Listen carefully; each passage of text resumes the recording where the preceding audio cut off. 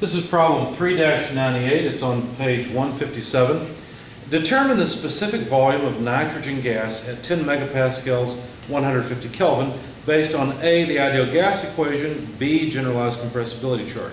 Compare these results with the experimental value, let's jot this down, the actual specific volume of 0.002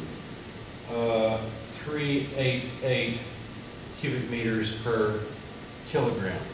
And determine the error, or in other words, the percent error involved in each case. Okay, so for part A, using the ideal gas equation of state, PV equals mRT, allows us to realize that the specific volume is RT over P. The gas constant for nitrogen is something we can look up. It's 0.2968 kilojoules per kilogram per Kelvin. The temperature is 150 Kelvin, as was given, and the pressure was 10 times 10 to the third kilopascals. In other words, it was, so let me make sure I got that right. 10 megapascals is how it was given. So there's the mega there, 10 to the third times the kilo, and then 10 times that. So the reason I did this is because kilojoules are kilopascals multiplied by cubic meters, and it was just convenient to be able to cross off the kilopascal unit. Anyway, the Kelvin go away, and we've got, I think that's it, yeah, cubic meters per kilogram. And so the result here is 0.004452 cubic meters per kilogram. Okay, so now the percent error, if we wanted to calculate that,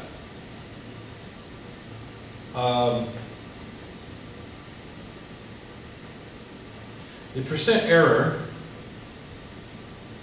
is the calculated value less the actual value over actual. So that's 0.004452 less the actual of 0.002388 divided by the actual 0.002388. That percent error is, let's see, 85.2%.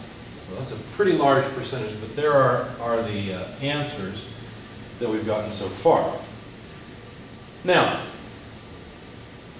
for part B, we're supposed to use the generalized compressibility chart, and to do that, you have to calculate the reduced pressure and reduced temperature. So you take the total pressure over the critical pressure, you take the total temperature over the critical temperature. Of course, the critical temperature and pressure you can find where you found the gas constant back in the appendices.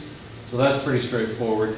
Anyway, the total pressure we already have used is 10 megapascals. The critical pressure, when you look it up, is 3.39 megapascals. And so you get a ratio there of 2.95. Of course, it's non-dimensional. Now let's talk about this for a minute.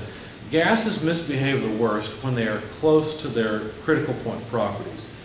The pressure of the gas is 3 times, or is a factor of 3 away from its critical pressure, essentially. So it's not really close to its critical pressure. Well, that's good news. That means that at this point we're thinking that the nitrogen should behave ideally, which it usually does, so we're not really surprised.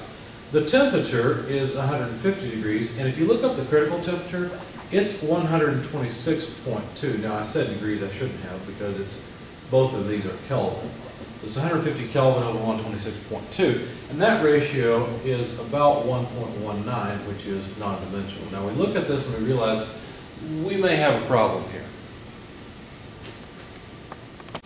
So we may end up having trouble here. Let's find out. What we need to do next is look up the compressibility factor. Now, I'm going to hold up the book to the screen. It's on page 932.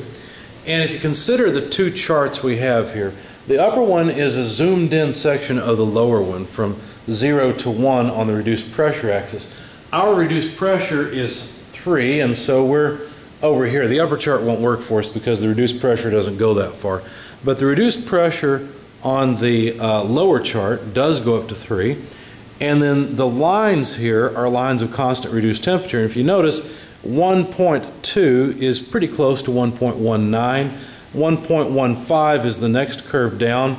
And so we're in between these, closer to the 1.2. Well, if you go to a reduced pressure of 3 and go up to a little bit below 1.2 and read off the compressibility factor, the best number I could get from it, an estimate, was 0.54. That was about the best I could read off the chart. And so then if you use that, you can calculate the reduced volume. Now, all you're really doing is correcting the ideal gas law, and so the corrected version is basically Z times the ideal result. So we need to take the ideal result right here and essentially cut it in half. So let me grab my calculator and figure this out, because I want to verify the number I've got on my sheet. I did it a slightly different, or worked it a slightly different way on my sheet. So 54% of 0.004452 gives us 0.002404 or so for the specific volume in cubic meters per kilogram. Okay? And that's slightly different. I worked it a slightly different way, and so it's probably round off, but I'll go ahead and change this to this method and then modify it. Anyway, continuing to calculate the percent error, we need to take the estimate, which is 0.002404, less the actual, which we were given, 0.002388, and divide by the actual value, 0.02388. Okay, so I've still got the number in my calculator here, so I can calculate the percent error easily. 0.02388, and then divide by 0.02388, and I get 0.0067 or so. Move the decimal place over for percent, and that's 0.67%. So the percent error with the ideal gas law is ridiculously high. Let me make sure that's right. 0.04452. That's 0.002388 divided by 0.002388.